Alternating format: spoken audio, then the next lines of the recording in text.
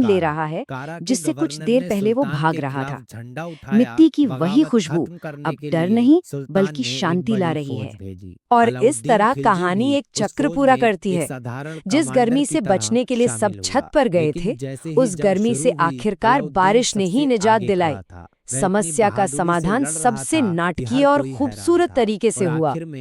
ये बारिश सिर्फ राहत नहीं थी, ये अपने साथ अगली सुबह के प्यारे प्यारे वादे भी लेकर आई थी। बच्चों के लिए गलियों में भरे पानी में कागज की नाव चलाने का मजा, नाश्ते की मेज पर गर्मा गर्म पकौड़ों और चाय का स्वाद, और सबसे बढ़कर पंखे की ठंडी हवा में एक सुकून भरी नींद। शायद यही